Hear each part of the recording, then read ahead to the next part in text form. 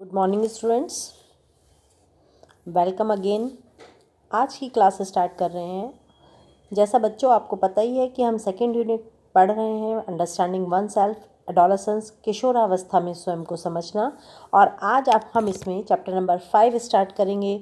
और हमारा चैप्टर है आज का फैब्रिक अराउंड अस, कपड़े हमारे आसपास। आज हम कपड़ों के बारे में डिटेल में पढ़ेंगे। सबसे पहले हम इसका इंट्रोडक्शन लेते हैं। देखिए बच्चों, जैसा आपको पता ही है कि जो वस्त्र हैं उनका हमारे जीवन में कितना महत्वपूर्ण योगदान है। हमें अपनी दिनचर्या में हर दम कपड़ों की आवश्यकता होती है।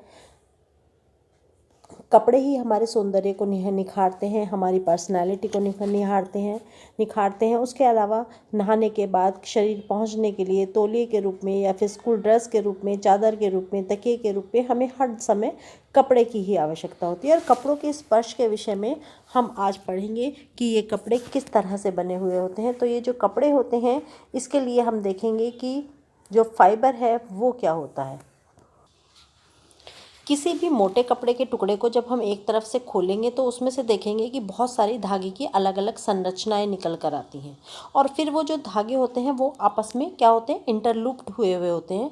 ऊनी वस्त्र हो, टी शर्ट हो, कोई भी वस्त्र हो, इनकी आपस में गांठें बंधी हुई होती हैं और ये जाल के रूप में या फिर लेस के रूप में आपस में बंधे हुए होते हैं। इन्हीं को हम सूत कहते हैं। तो जब दो या दो से अधिक रेशों को आपस में गूंथा जाता है तो उसे हम क्या कहते हैं, उसे हम कहते हैं सूत। सूत किसे कहते हैं? सूत को खोलने पर छोटे और स्पष्ट पतले धागे जैसे छोटे छोटे धागे दिखाई देते हैं, जिन्हें हम कहते हैं रेशे।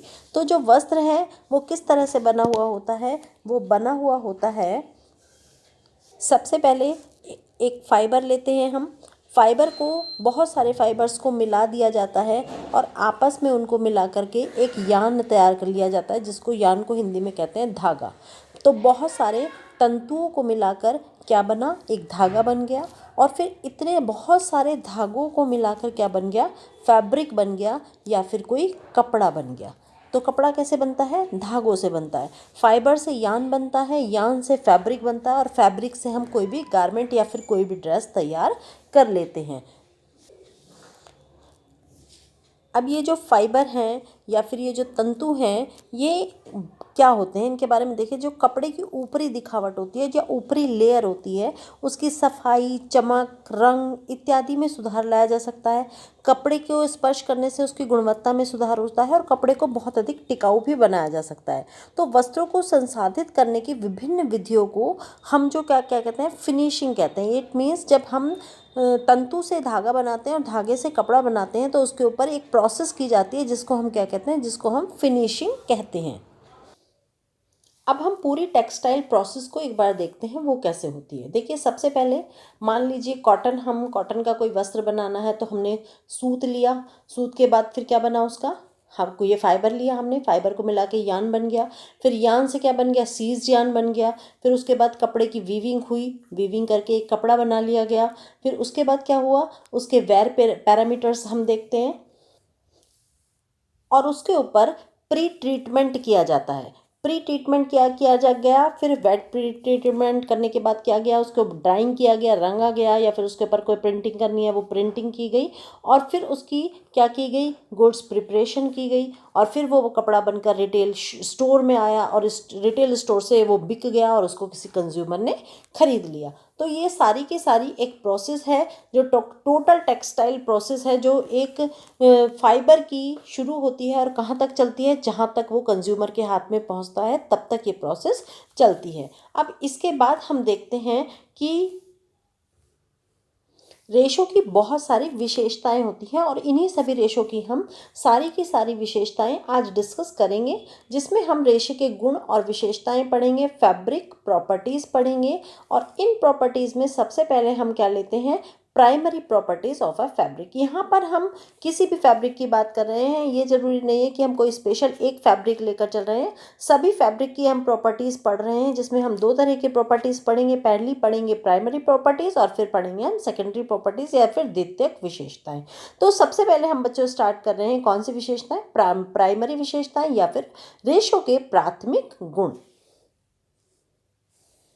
ये वो गुण होते हैं जो कपड़ा बनाने के लिए हर तंतु में, हर फाइबर में होने सबसे ज़्यादा ज़रूरी होते हैं, जिसको हम प्राइमरी विशेषताएं या फिर प्राइमरी प्रॉपर्टीज़ कहते हैं। सबसे पहले दोनों में थोड़ा सा डिफरेंस है, वो समझ लीजिए। जो प्राइमरी गुण होते हैं या प्राइमरी विशेषताएं होती हैं, ये वो विशेषताएं होती हैं जो कंपलसरी हैं हर फाइबर में होनी, जिनका हर फाइबर में होना ज़रूरी है, उसको हम प्राइमरी प्रॉपर्टीज़ कहते हैं। तो प्राइमरी प्रॉपर्टीज़ में हम सबसे पहले लेते हैं लंबाई चौड़ाई का अनुपात।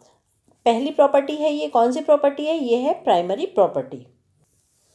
लंबाई चौड़ाई के अनुपात में देखिए हम दो तरह के तंतु पढ़ेंगे, एक पढ़ेंगे स्टैपल यान और एक पढ़ेंगे फिलामेंट यान। दोनों में डिफरेंस क्या है? जो स्टैपल यान होते हैं वो होते हैं छोटे तंतु, और जो फिलामेंट यान होते हैं वो होते हैं लंबे तंतु या फिर बड़े तंतु। ठीक है, तो जो छोटे तंतु हैं उनकी अपेक्षा लंबे तंतुओं से जो कपड़ा बनाने के लिए प्रयोग किया जाता है उन्हें बेस्ट क्वालिटी का माना जाता है, और जो स्टैपल यान से कपड़ा बनाया जाता है वो थोड़ा घटिया क्वालिटी का होता है, और जो फिलामेंट यान से कपड़ा बनाया जाता है वो थोड़ा बढ़िया क्वालिटी का होता है। जैसे ये हो गया आपका स्टैपल यान और ये हो गया आपका फिलामेंट यान।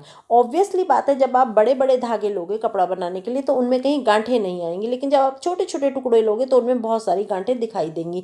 तो ये स्टैपल यान है, और ये कौन सा यान है? ये है फिलामेंट यान। तो स्टैपल यान से जो कपड़ा बनेगा वो कैसी क्वालिटी का बनेगा? घटिया क्वालिटी का बनेगा, और फिलामेंट यान से कपड़ा बनेगा वो अच्छी क्वालिटी का बनेगा। अब हम दूसरा पॉइंट लेते हैं इसमें, रेशो का बल, या फिर हम कह सकते हैं स्ट्रेंथ ऑफ द फाइबर।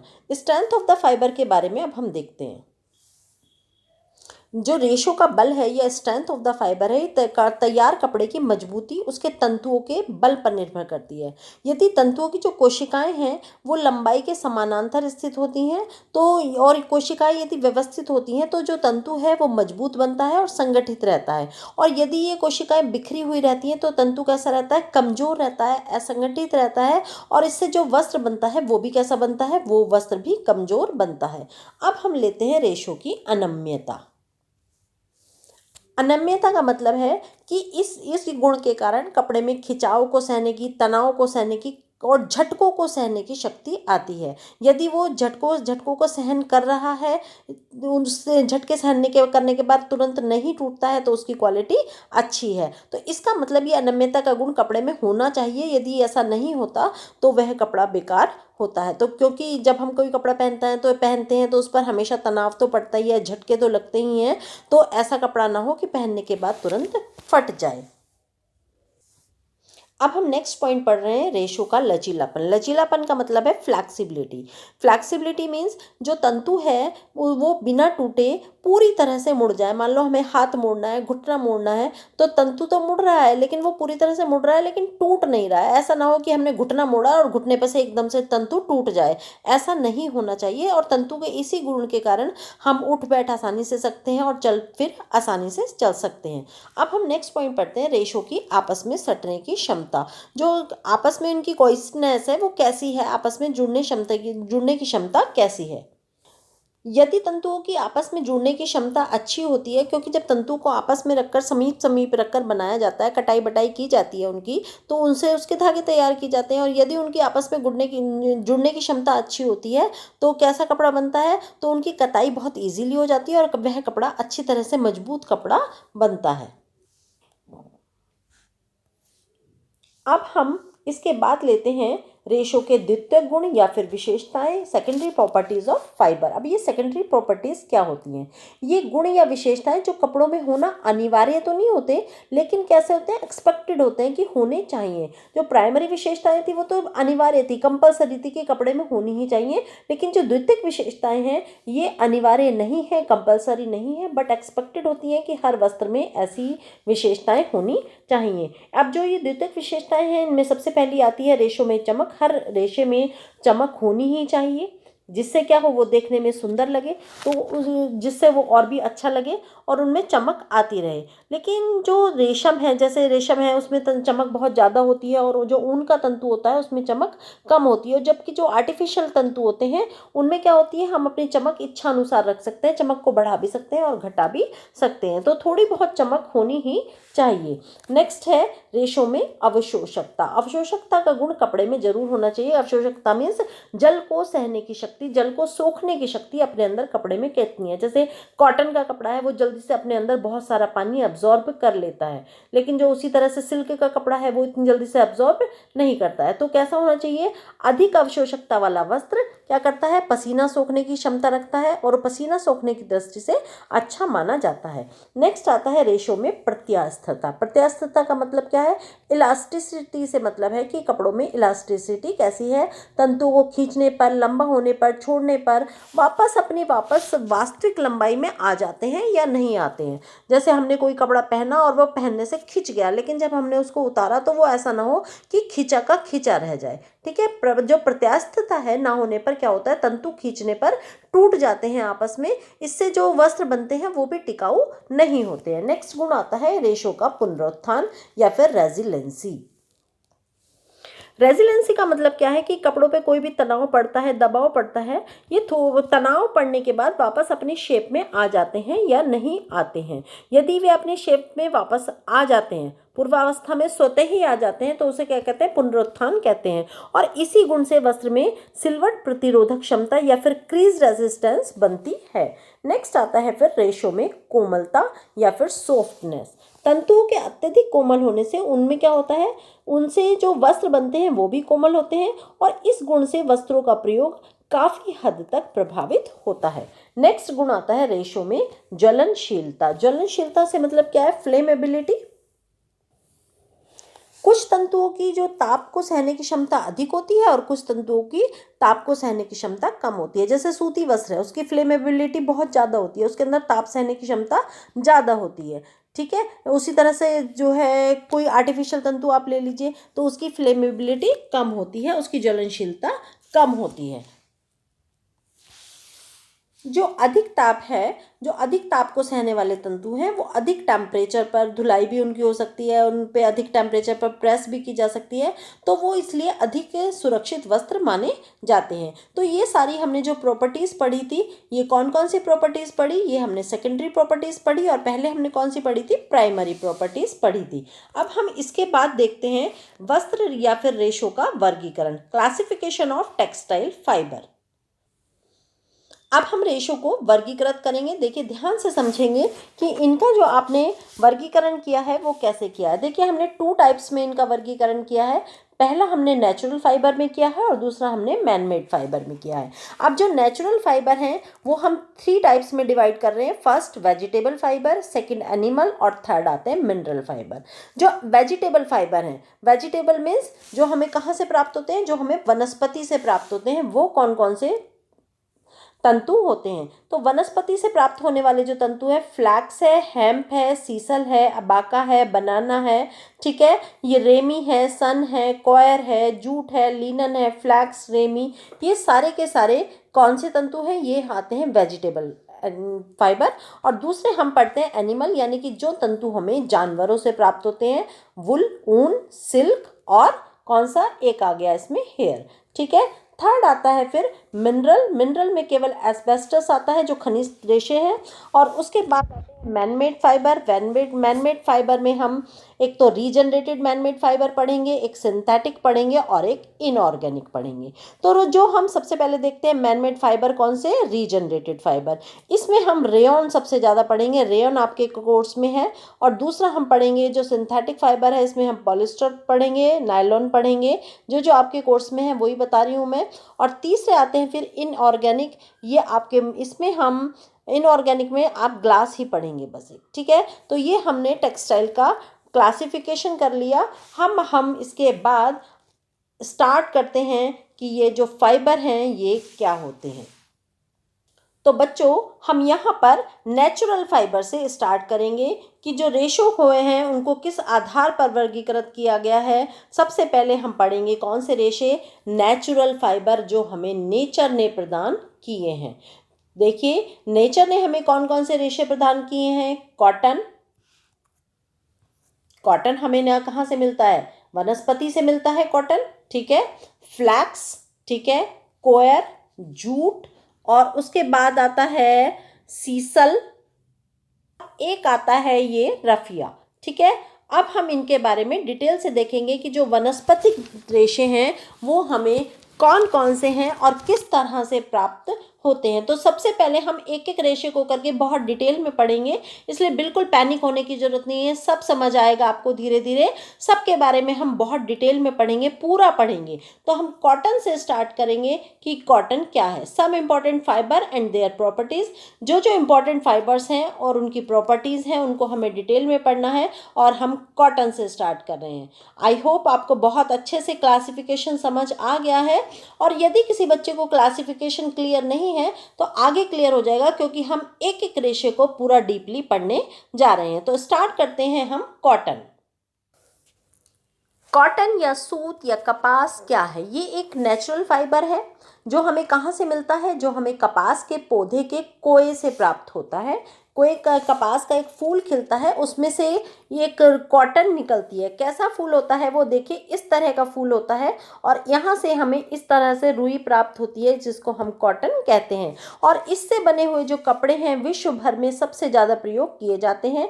और कपास के उत्पादन के लिए गर्म प्रदेश, नरम जलवायु और गर्म नम भूमि की आवश्यकता होती है। और अनुकूल इसके लिए जलवायु होनी चाहिए, काली रेतीली मिट्टी होनी चाहिए, जिससे हमें उत्तम क्वालिटी का कपास प्राप्त हो जाए। भारत, मिस्र, चीन, रूस, अमेरिका और ब्राज़ील प्रमुख कपास उत्पादक देश हैं। और कपास विश्व में कपास उत्पादन में जो फर्स्ट नंबर पे है वो है अमेरिका, और इंडिया का कपास उत्पादन में सेकंड नंबर का स्थान है। विश्व में सबसे उत्तम किस्म की गुणवत्ता वाली जो कपास है वो मिस्र देश में उगाई जाती है। और भारतीय कपास अपेक्षाकृत कैसी होती है?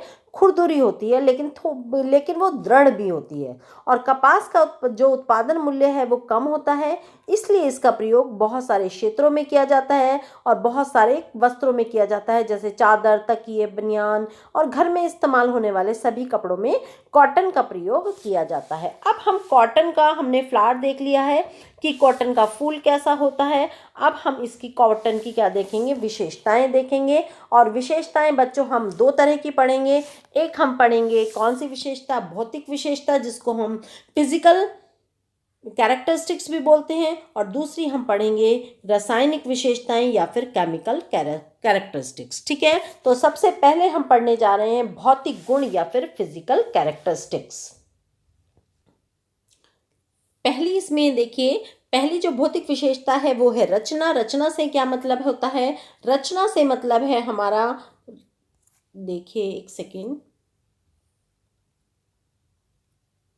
यस, रचना से क्या मतलब है हमारा कि जो कपास के रेशे हैं वो कैसे होते हैं। कपास का रेशा छोटा होता है और इसकी जो लंबाई होती है वो केवल और केवल 1 सेंटीमीटर से लेकर 6 सेंटीमीटर तक होती है, इससे ज़्यादा इसकी लंबाई नहीं होती है। चमक, सेकंड आता है चमक। चमक कैसी होती है? इसमें चमक नहीं पाई जाती। ताप से सुचालकता, इसमें ताप के ये सुचालक होते हैं। लचीलापन, इसमें लचीलेपन का अभाव होता है। और नेक्स्ट आता है अवशोषकता, ये बहुत अच्छी इसके अंदर अवशोषकता पाई जाती है।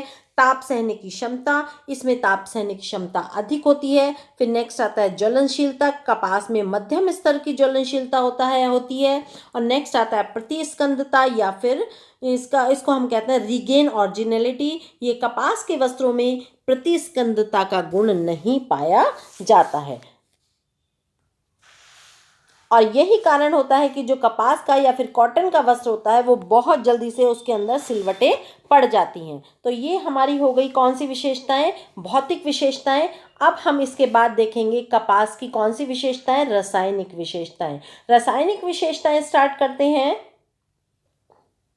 सबसे पहले आता है जीवाणुओं का प्रभाव। सबसे पहले हम जीवाणुओं का प्रभाव देखते हैं। जो जीवाणु होते हैं या फिर जो इसके वो होते हैं माइक्रो ऑर्गेनिजम्स होते हैं, उनका इस पर क्या प्रभाव पड़ता है? तो इन पर कीड़ों का कोई भी प्रभाव नहीं पड़ता है, इसलिए इनको आसानी से संग्रह किया जा सकता है। लेकिन यदि इनको मॉइस्चर में, थोड़ी सी नमी में छोड़ दिया जाए तो इन पर फफूंदी लगने का डर सबसे ज़्यादा रहता है। नेक्स्ट आता है क्षार का प्रभाव या फिर इफेक्ट ऑफ एल्केलाइंस।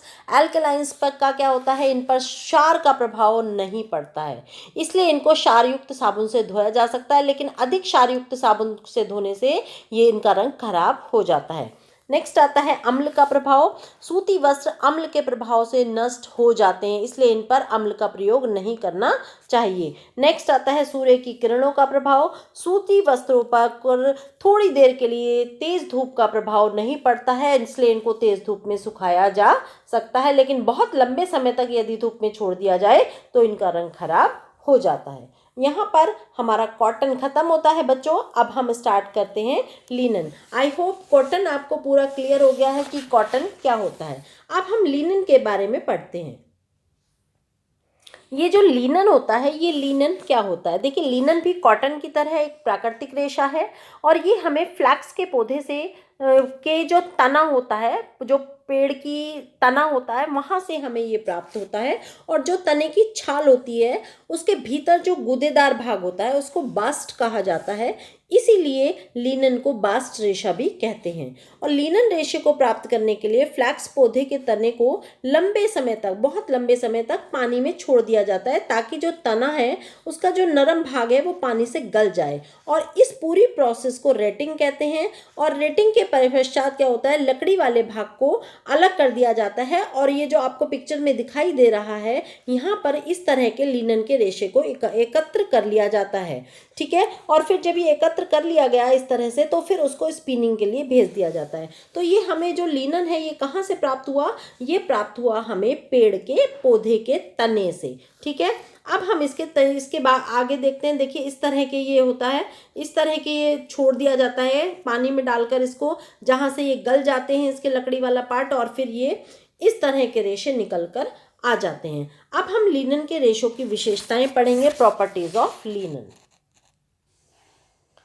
स्टार्ट करते हैं इसकी प्रॉपर्टीज। देखिए, जिस तरह से कॉटन एक सेल्यूलोजिक रेशा है, उस कॉटन में भी सेल्यूलोज होता है और लिनन में भी सेल्यूलोज होता है, उसी तरह से ये भी एक सेल्यूलोजिक रेशा है। और इसी गुण के कारण ये कपास जैसा ही है, क्योंकि उसमें भी सेल्यूलोज है और इसमें भी है। बस कॉटन से थोड़ा सा डिफरेंस क्या है कि कॉटन का रेशा मैंने बताया था आपको 1 सेंटीमीटर से 6 सेंटीमीटर तक होता है, लेकिन इसकी लंबाई बहुत अधिक होती है और इसी के कारण ये कॉटन से ज़्यादा मजबूत होता है। कपास की तरह लिनन को भी जो है नमी बहुत जल्दी सोख लेता है ये, और इसलिए पहनने में बहुत ज़्यादा कंफर्टेबल होता है। और इसको बहुत जल्दी जो कलर हैं इसके लिनन के रेशे रंगों को बहुत जल्दी अवशोषित नहीं करते हैं, इसलिए इसके रंग बहुत ज़्यादा चमकदार नहीं होते, ये थोड़े धुंधले धुंधले से इसके कलर होते हैं।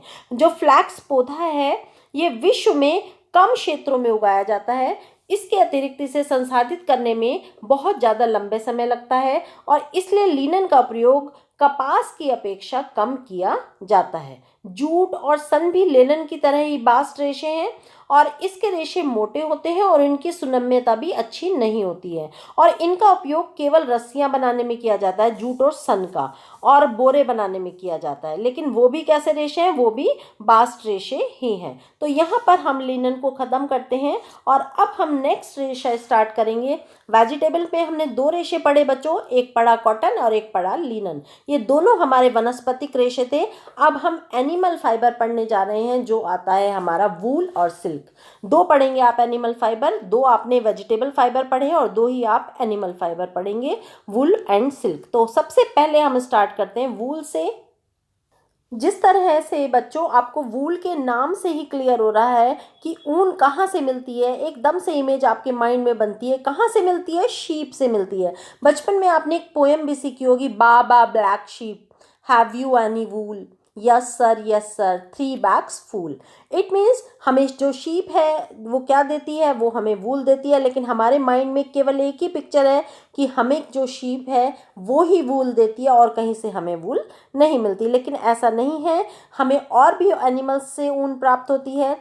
थोड़ा सा ऊन का इंट्रोडक्शन पढ़ते हैं। तो ऊन क्या है? ये एक प्राकृतिक और प्राणीज और प्रोटीन तंतु है, जो विभिन्न पशुओं के शरीर पर उगे हुए बालों से हमें प्राप्त होता है। और आदिकाल से ही मानव सर्दी से बचने के लिए विभिन्न पशुओं को मारकर उनकी खाल को अपने शरीर में आवरण के रूप में या कवर के रूप में प्रयोग किया करता था। धीरे धीरे क्या हुआ, पशुओं के खाल के बाल अलग करके उनके तंतु बनाए गए और उनको से वस्त्र बनाने के लिए प्रयोग किया जाने लगा है। अधिकतर ऊन हमें भेड़ों से ही प्राप्त होती है और जो सबसे बेस्ट क्वालिटी की ऊन है, ये क्वेश्चन कहीं पर भी आपसे पूछा जा सकता है, वो होती है हमें मैरिनो जाति की जो भेड़ होती है उससे हमें सबसे बेस्ट क्वालिटी की ऊन प्राप्त होती है। किससे होती है? मैरिनो जाति की भेड़ से।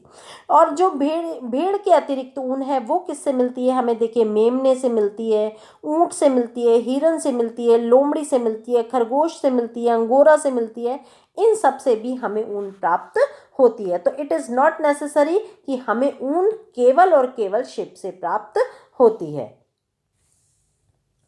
देखिए ऊन बनाने के लिए जब उनके बाल उतारे जाते हैं, यदि जिंदा पशुओं से बाल उतारे जाते हैं तो उसको फ्लीस या फिर क्लिप ऊन कहते हैं, और यदि मरे हुए जंतुओं से बाल उतारे जाते हैं तो उसको पुल्ड वुल कहा जाता है। ठीक है, जो खिंची हुई फ्लीस ऊन से जो कपड़े बनाए जाते हैं वो घटिया श्रेणी के बनाए जाते हैं। कौन सी ऊन से? जो मरे हुए जानवरों से बनाई जा रही है। जबकि जो फ्लीस है जो जिंदा जानवरों से बनाई जाती है, तो फ्लीस ऊन से जो वस्त्र बनाए जाते हैं वो बेस्ट क्वालिटी के होते हैं क्योंकि वो जिंदा जानवरों से उतारी जाती है। अब हम जो ऊन का क्लासिफिकेशन देखते हैं कि जो ऊन है वो कितनी तरह की होती है। देखिए एक तो होती है बेस्ट उत्तम ऊन, एक होती है मध्यम ऊन, एक होती है लंबी ऊन और एक होती है कारपेट ऊन। ठीक है, उसके अलावा जो विश्व की जो उत्तम श्रेणी की ऊन है, बेस्ट क्वालिटी की ऊन है, वो हमें ऑस्ट्रेलिया और न्यूजीलैंड देशों से प्राप्त होती है। तो सबसे पहले हम जो ऊन की क्लासिफिकेशन देखेंगे उसमें हम 3 प्रकार की ऊन पढ़ेंगे। एक पढ़ेंगे वुलन्स, वस्टेड और फेल्टेड फैब्रिक। ठीक है, तो सबसे पहले हम जो पढ़ेंगे वो है हमारे कौन से? वूलन वस्त्र या फिर ऊनी वस्त्र। इन्हें छोटे तंतुओं द्वारा बनाया जाता है और तंतुओं की जो अधिक बहुत ज़्यादा कॉम्बिंग की जाती है और इनकी कताई नहीं की जाती है। इसलिए जो ये वस्त्र होते हैं वो कैसे बनते हैं? ये थोड़े मोटे बनते हैं और खुरदुरे होते हैं। तो जो वूलन वस्त्र हैं वो छोटे छोटे रेशों से बनाए जाते हैं, घटिया क्वालिटी के होते हैं और इन पर बहुत ज़्यादा क्या नहीं की जाती, इनकी बहुत ज़्यादा कंघी और कताई भी नहीं की जाती है। अब हम नेक्स्ट देखते हैं वस्टेड फैब्रिक या फिर वस्टेड फाइबर भी कह सकते हैं। ये लंबे रेशों से बनाए जाते हैं। इनकी जो तंतुओं की कंघी है और कताई करने के पश्चात इनको ज़्यादा ऐंठन देने के वाले धागों से बनाए जाते हैं और वस्टेड वस्त्र ज़्यादा मजबूत और चिकनी सतह वाले होते हैं। पुरुषों के जो कोट पैंट हैं, सूट हैं, वो सब इसी से बनाए जाते हैं। इसके बाद नेक्स्ट आता है फेल्टेड फैब्रिक्स या फिर जिसको हम नमदा भी कह सकते हैं। मोटी और खुरदुरी ऊन के प्रयोग से नमदा वस्त्र बनाए जाते हैं और ये वस्त्र सीधा तंतुओं से तैयार किए जाते हैं और इनके धागे का निर्माण नहीं किया जाता। खुरदुरे बचे हुए जो तंतु होते हैं और उनको उचित नमी में, टेम्परेचर में, दबाव द्वारा आपस में जोड़ कर इस तरह के वस्त्र साफ कर करके बनाए जाते हैं। काट छाट कर, रंगाई करके, कढ़ाई करके इनको बनाया जाता है और इस विधि के द्वारा मोस्टली जो है कालीन बनाए जाते हैं और जिसको हम कश्मीर का नमदा उद्योग विश्व प्रसिद्ध है, सबसे ज़्यादा इसके लिए, इसकी कारीगरी के लिए सबसे ज़्यादा फेमस माना जाता है। तो इसके बाद हम देखते हैं मैन्युफैक्चरिंग ऑफ वुलन क्लोथ्स।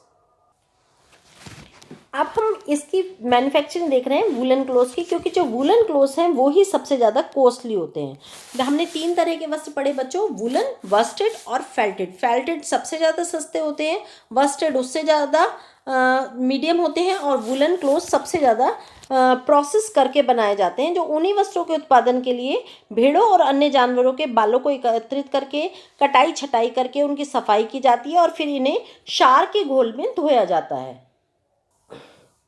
इससे जो ऊन के तंतु हैं साफ हो जाते हैं, कोमल हो जाते हैं, स्वच्छ हो जाते हैं और सूखने के बाद इनके ऊपर जैतून के तेल का छिड़क कर सुलझाकर धागा निर्माण करने के लिए भेजा जाता है और फिर ऊनी वस्त्रों के लिए तंतुओं को केवल सुलझाकर कम ऐंठन वाला धागा तैयार किया जाता है। जबकि जो वस्टेड वस्त्रों के लिए तंतुओं को विधिवत कंघी द्वारा बराबर व पूर्ण रूप से समानांतर करके कताई की जाती है। इस मजबूत धागे को वस्टेड वस्त्र तैयार करने के लिए प्रयोग किया जाता है। तो यहाँ पर हमने इसकी मैन्युफैक्चरिंग देखी। अब हम आगे देखते हैं ऊन के रेशों के गुण या विशेषताएं या फिर इनकी प्रॉपर्टीज। फिर सबसे पहले हम देखेंगे फिजिकल प्रॉपर्टीज और फिर देखेंगे हम इनकी केमिकल प्रॉपर्टीज।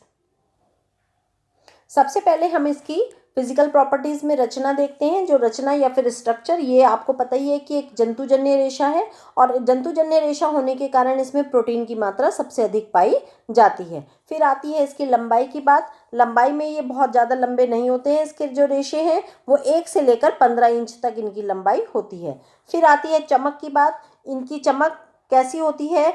ऊन की चमक भी अलग अलग तरह की होती है, क्योंकि ये भेड़ की क्वालिटी पर निर्भर करता है कि किस जाति की भेड़ है। जो निम्न श्रेणी की ऊन होती है वो सबसे ज़्यादा चमकीली पाई जाती है। ठीक है। फिर आता है मजबूती। सभी प्राकृतिक तंतुओं में ऊन का तंतु सबसे ज़्यादा कमज़ोर होता है। और फिर आता है लचीलापन। लचीलापन क्या है कि ऊन में अधिक लोच पाई जाती है और इसमें खींचने पर यह पुनः अपनी अवस्था में बहुत जल्दी से वापस आ जाता है। फिर आता है पुनरुत्थान या फिर रीगेन ऑरिजिनलिटी। प्रतिस्कंदता के गुण के कारण ही ऊन के वस्त्रों में सिलवटें नहीं पड़ती हैं। फिर आता है सिकुड़न या फिर श्रिंकेज। सभी प्रकार के ऊनी वस्त्र सिकुड़ते हैं, लेकिन जो वस्टेड वस्त्र हैं ऊनी कपड़ों की अपेक्षा कम सिकुड़ते हैं। फिर आती है अवशोषकता। अवशोषकता की बात करें या फिर एब्जॉर्बेंसी की बात करें तो ऊनी तंतुओं में नमी सोखने की जबरदस्त क्षमता होती है। बहुत सारा पानी अपने अंदर ये बहुत जल्दी से एब्जॉर्ब कर लेते हैं। फिर नेक्स्ट आता है ताप की संवाहकता या फिर कंडक्टिविटी ऑफ हीट। ये फिर ताप के ये बहुत अच्छे सुचालक होने के कारण ये सर्दियों में ही पहने जाते हैं। फिर आता है ताप का प्रभाव। ऊनी वस्त्र अधिक तापमान नहीं सहन कर पाते हैं। और नेक्स्ट आता है धूप का प्रभाव। ऊनी कपड़ों को अधिक देर तक धूप में रखने से उनके रंग खराब हो जाते हैं। और नेक्स्ट आता है स्वच्छता। ऊनी रेशों की सतह खुरदरी होती है, जिसके कारण ये धूल के कण आसानी से इनके अंदर फंस जाते हैं। तो धोते समय ऊनी कपड़ों को पानी में देर तक भिगोकर नहीं रखना चाहिए, क्योंकि पानी में रखने से उनकी शक्ति कम हो जाती है। तो ये हमने इनके भौतिक गुण पढ़े। अब हम इनके रासायनिक गुण या फिर केमिकल प्रॉपर्टीज देखते हैं। केमिकल प्रॉपर्टीज में सबसे पहला आता है जीवाणुओं का प्रभाव। जीवाणुओं को प्रभाव में क्या देखेंगे हम कि जो लंबे समय तक जो होता है, यदि इनको नमी वाले ये जगह पर छोड़ दिया जाए तो इन पर बहुत जल्दी फफूंदी लग जाती है। और इसके अतिरिक्त कीड़ों का भी ऊनी वस्त्रों पर बहुत हानिकारक प्रभाव होता है। फिर आता है समय का प्रभाव या फिर इफेक्ट ऑफ टाइम। ऊनी वस्त्रों को लंबे समय तक गंदा ही छोड़ दिया जाए तो ये बहुत जल्दी कमजोर पड़ जाते हैं और इनमें कीड़े लगने की पूरी संभावना रहती है। नेक्स्ट आता है अम्ल का प्रभाव। ऊनी वस्त्रों पर जो सांद्र अम्ल होते हैं जैसे सल्फ्यूरिक एसिड, इनका बहुत हानिकारक प्रभाव पड़ता है, लेकिन हम हल्के जो अम्ल हैं उनका इन पर कोई प्रभाव नहीं पड़ता है। नेक्स्ट आता है क्षार या फिर एल्कलाइन का प्रभाव।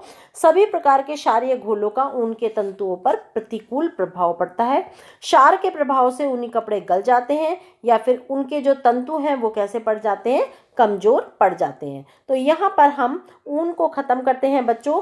अब हम नेक्स्ट जो एनिमल फाइबर पढ़ेंगे वो पढ़ेंगे सिल्क। सिल्क क्या है, सिल्क के बारे में देखते हैं। ये भी एक एनिमल फाइबर है।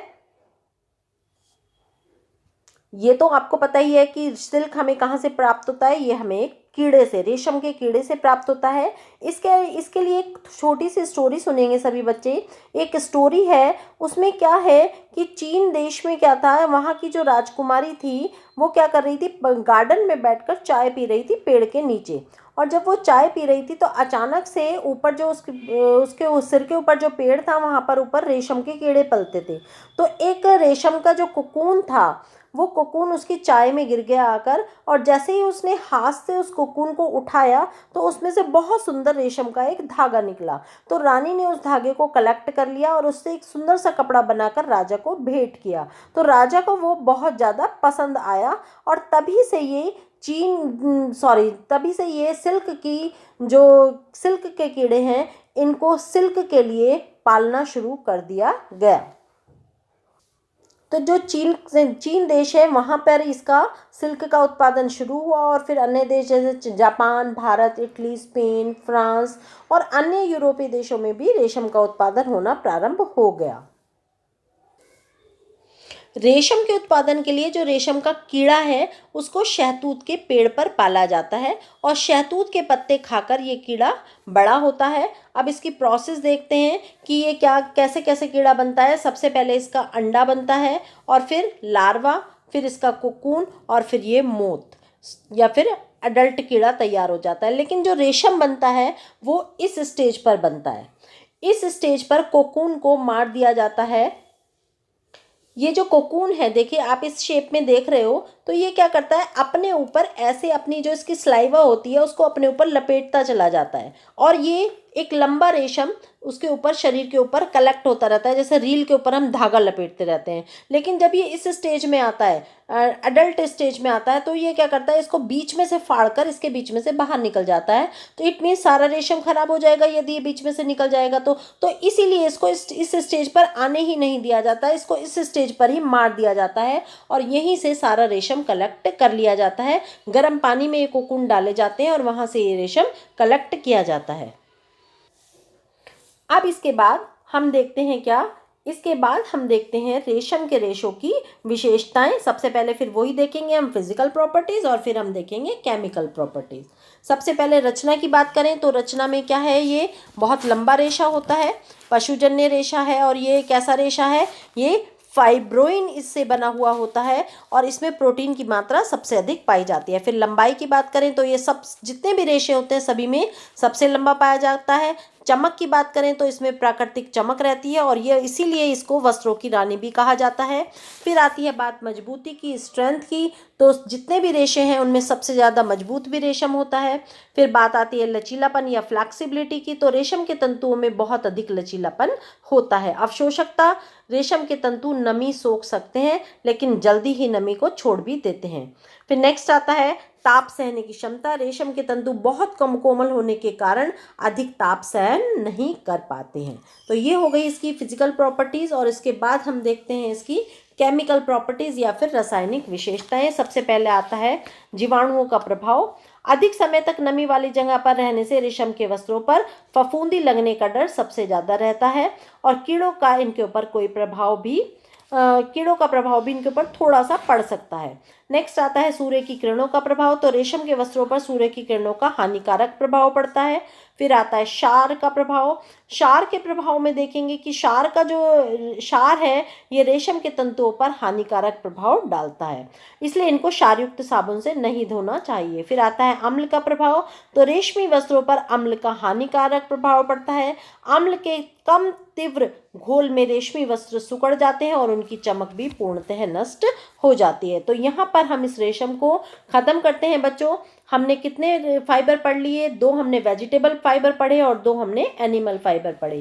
वेजिटेबल फाइबर में हमने कौन कौन से पढ़े, कॉटन और लिनन, और एनिमल फाइबर में हमने पढ़े वूल और सिल्क। अब हमारे थर्ड टाइप के एनिमल फाइबर हम स्टार्ट कर रहे हैं, रेयन फाइबर, जिसको हम कहते हैं मैन मेड फाइबर। रेयन एक मानव निर्मित तंतु है। इसे कैसे बनाया जाता है, बांस, लकड़ी की लुगदी और विभिन्न प्रकार के रसायनों को मिलाकर विशेष विधि द्वारा बनाया जाता है।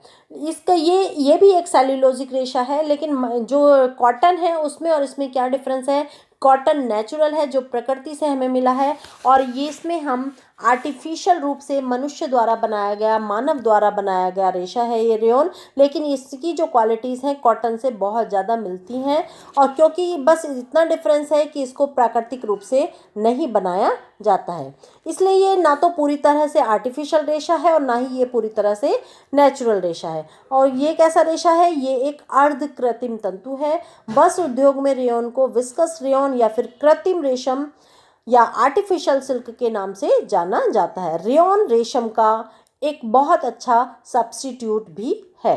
अब हम रेयन की विशेषताएं देखते हैं कि इसकी क्या क्या विशेषताएं होती है। इसमें सिल्क जैसी ही चमक भी होती है। तो सबसे पहले हम इसकी कौन सी प्रॉपर्टीज़ पढ़ेंगे, सबसे पहले हम इसकी फिजिकल प्रॉपर्टीज़ या फिर भौतिक गुण देखते हैं। देखिए जो रेयन है, रेयन में प्राकृतिक तंतुओं के लगभग सभी गुण पाए जाते हैं क्योंकि ये कॉटन से या फिर नेचुरल फाइबर से मिलता जुलता है। डिफरेंस आपको बता दिया है, डिफरेंस केवल इतना है कि ये नेचुरल नहीं है, इसको मनुष्य द्वारा बनाया गया है। मिश्रित तंतु बनाने के लिए रेयन सभी तंतुओं के साथ मिलाकर बनाया जाता है। रेयन में सूत की अपेक्षा नमी सोखने की क्षमता अधिक होती है। रेयॉन कम मजबूत तंतु है, गीले होने पर यह और भी कमजोर हो जाता है।